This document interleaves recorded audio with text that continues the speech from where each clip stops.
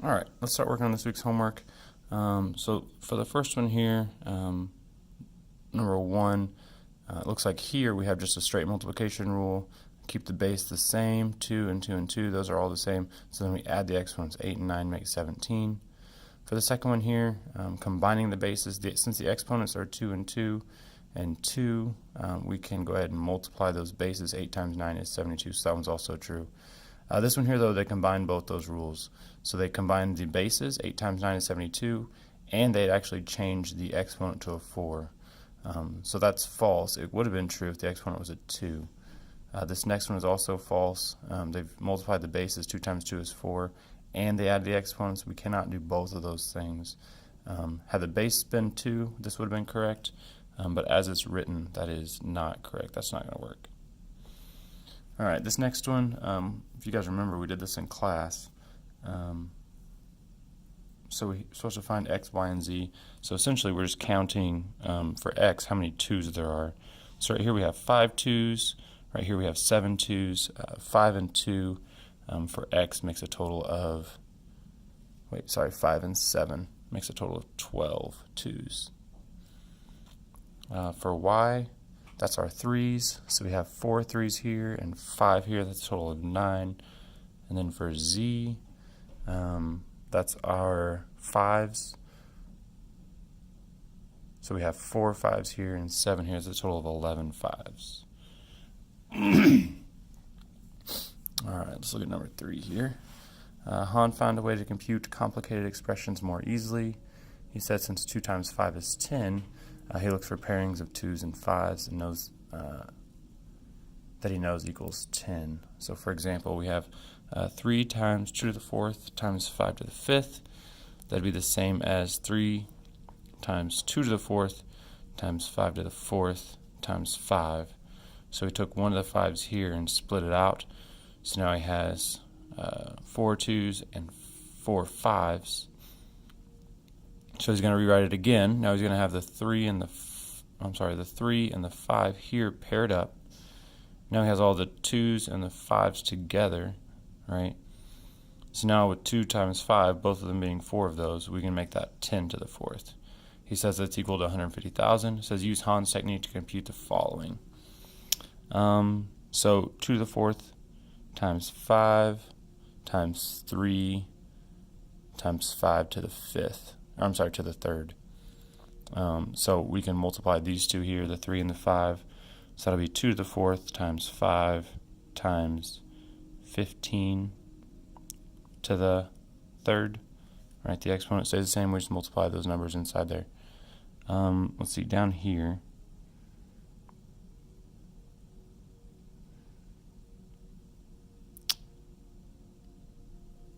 So we can...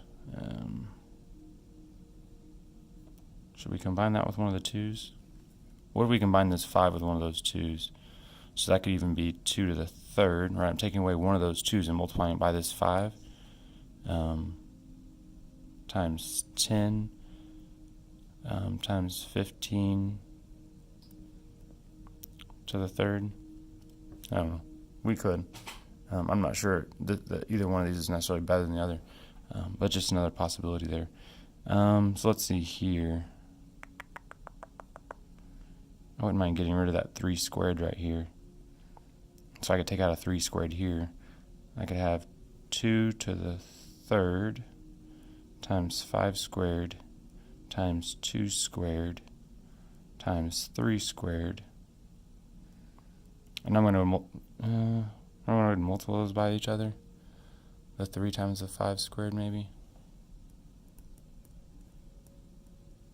Go ahead and leave that for a second. And now I have 3 squared down here. So I'm going to cancel out this 3 squared here and this one. That'll make that a little bit better, just to not have it as a fraction anymore. So now I have, 3 2's, 2 5's, 2 2's here. And then I have 2 3's and 2 5's.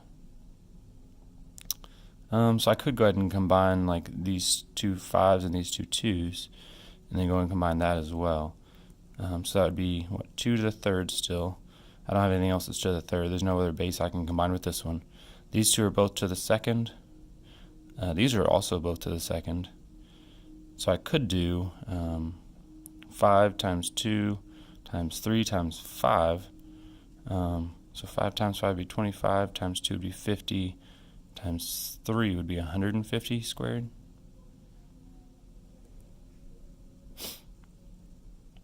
So that's just combining the 5, the 2, the 3, and the other 5 that are all to the second power to make that a simplified version there. Gets a little long. The book has actually gone through and evaluated for each of these.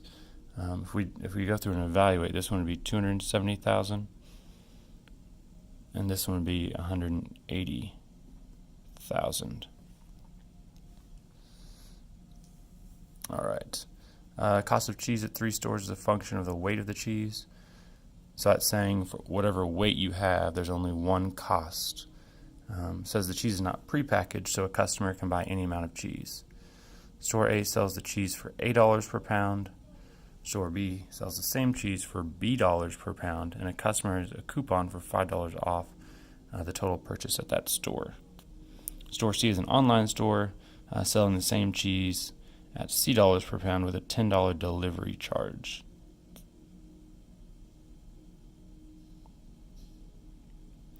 So it says over here on the next side, it says the graph shows the price functions for stores A, B, and C.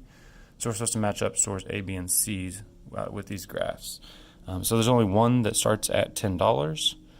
That was store C, right? Started at a $10 charge. So J, line J, oops, as soon as I get my hand across there, it goes blurry, is store C. The next one here, line E, is equal to, well, the only one that has just a straight cost per pound is store A. So the last line we have then is line K, this line right here. At 1 pound, it's actually, it looks like $5 less. It would start down here at -5.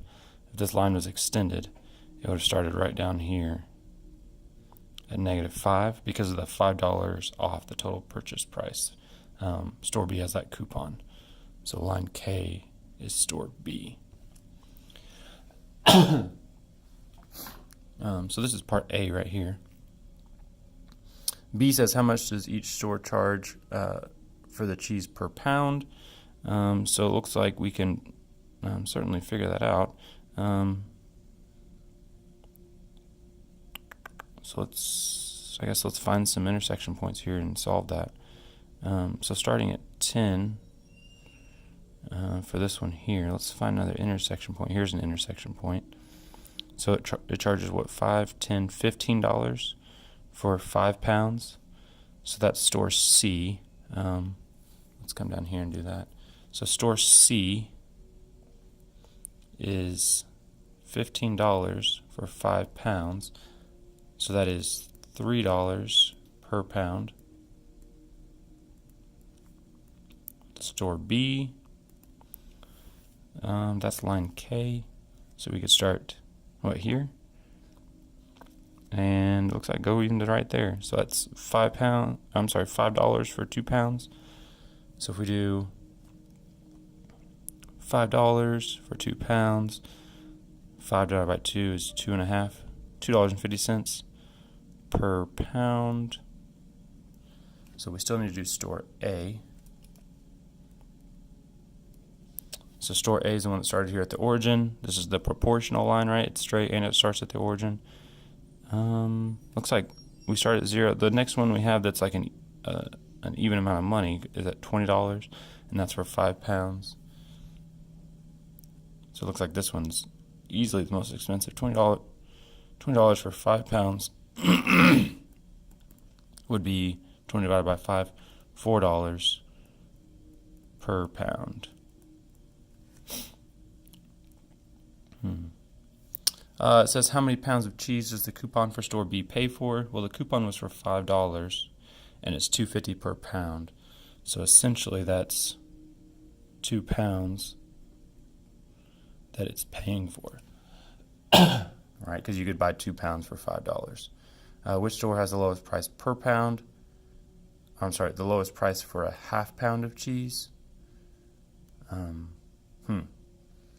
Well, you could look at that a couple different ways. If you're just buying a half a pound, then I guess store B would be the cheapest because you have that $5 coupon. A half pound would only be $1.25, but it's free if you have a $5 coupon. You wouldn't have to pay anything. Let's see if that's the way the book is thinking about that one as well.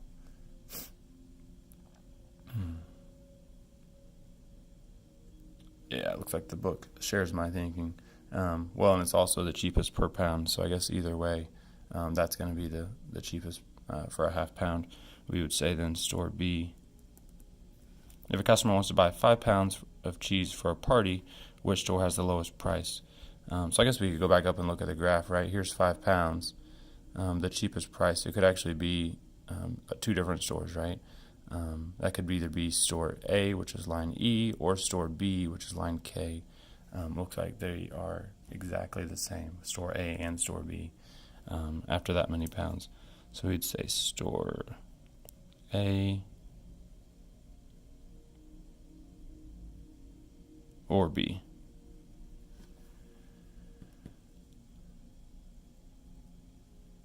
Oh, I solved something wrong.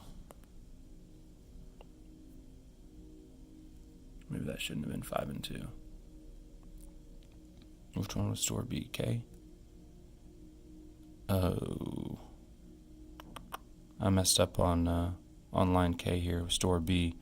That was $20, but it was actually only in 4 weeks.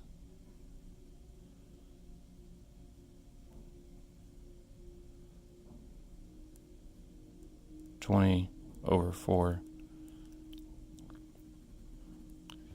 That's $5 per pound. 20 divided by 4 is $5 per pound. So that's the most expensive one. So that's what, because otherwise, yeah, that would have never actually been the same. So sorry about that one. It's my mistake. Got that fixed.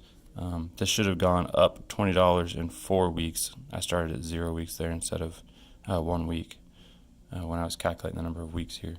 This would have been 4 weeks. This would have been $20. So 20 over 4, not 20 over 5. All right. Last question here. How many pounds would a customer need to order to make store C a good option? So store C, that was line J here. So for it to be a good option, to be tied with the best option would actually be, $40? But it asks us in terms of how many pounds. So after 10 pounds, that's when it becomes just being tied for the best deal. More than 10 pounds is when it would be the cheapest option to have the lowest price.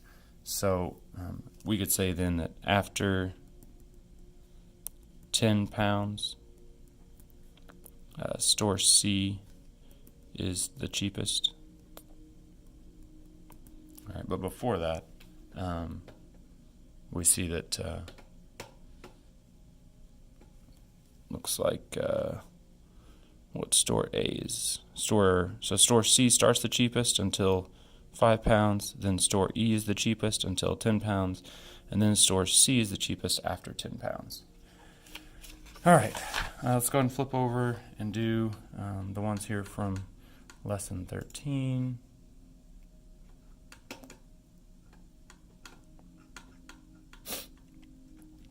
All right, so I think we actually already did this first activity here on lesson 13. We're changing these into scientific notation. So we always want the decimal between the first 2 non-zero digits. So that's going to be 1.47 times 10, and this one here moves. Well, the decimal was here, and we're moving it to here. So it moved, 1, 2, 3, 4 times. That sure does get blurry when my hand goes across there. See if I can move it over here, and maybe it won't try to focus on my hand. All right, so 1.47 times 10 to the 4th. Next one, the first 2 non-zero numbers, so that's going to be 8.3, right? I want that base between 1 and 10. So 8.3 times 10 to the 1, 2, 3, 4 times that we have to move the decimal. And this one is going to the right, so it's going to be negative fourth, not positive fourth. 7.6 times 10. Decimal is here. We're moving it all the way to here. So this is 3 times, 6 times, 7, 8 times. We got to move it. So 7.6 times 10 to the 8th. Here we have 3.8 times 10, and then that moves 2 times, so negative 2. 3.8 again times 10, this time to the negative first. This one here, if we're writing it in scientific notation, would just be 3.8 times 10 to the 0. Right? I can just multiply that one by 1. 10 to the 0 we know is 1 from our exponent rules. So 3.8 again times 10 to the, now this one's moving quite a few times, 3, 6, 9, 12th. Right? 12 times we have to move that one. And now this one's going to be 9 times 10 to the 1, 2, 3, 4, 5, 6, 7, 8, 9, 10. Negative 10th. All right, negative 10. Perform the calculations. Express your answers in scientific notation. So this first one here, we're adding with them in scientific notation. Notice the exponents are already the same. The exponents have to be the same in order for us to add these using scientific notation. So 2 and 6 makes 8 times 10 to the 5th.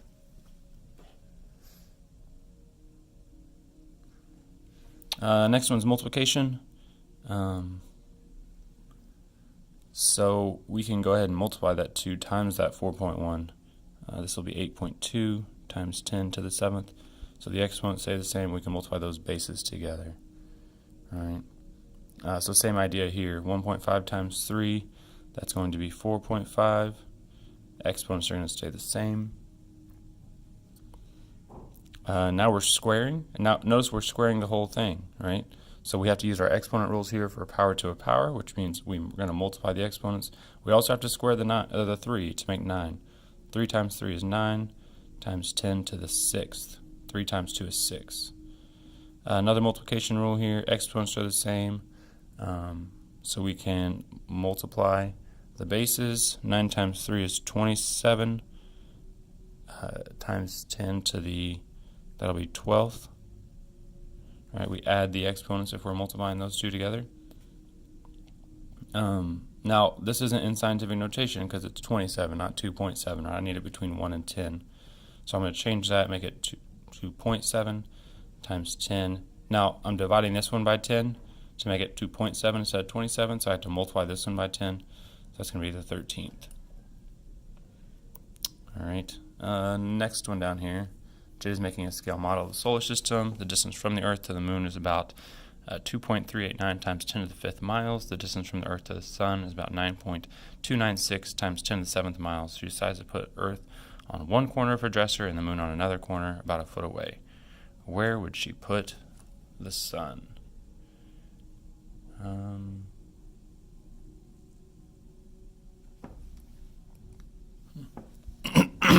Let's see.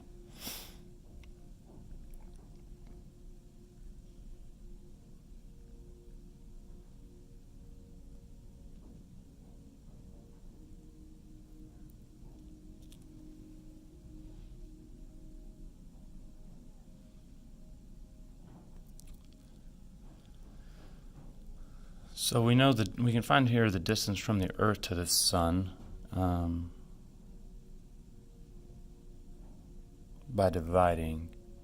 So if we do the 9.296 times 10 to the 7th and divide it by the 2.389 times 10 to the 5th, 9.296 divided by 2.389 is about 4. And then we got to subtract our exponents, so that'd be times 10 squared. So that is about 400 times, right? 4 times 10 squared would be 400 if we were to evaluate that. So it should be about 400 times further than the Earth to the Moon.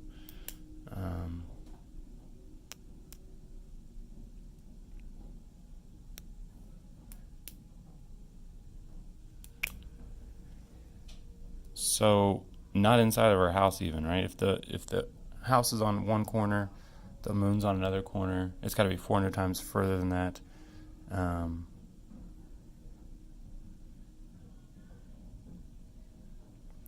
So if our three options over here for where it's going to go, windowsill, kitchen, or a city block away, it should be about a block away.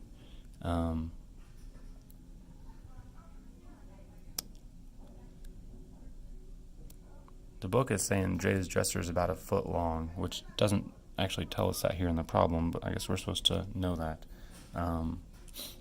400 times further should be about 400 feet away.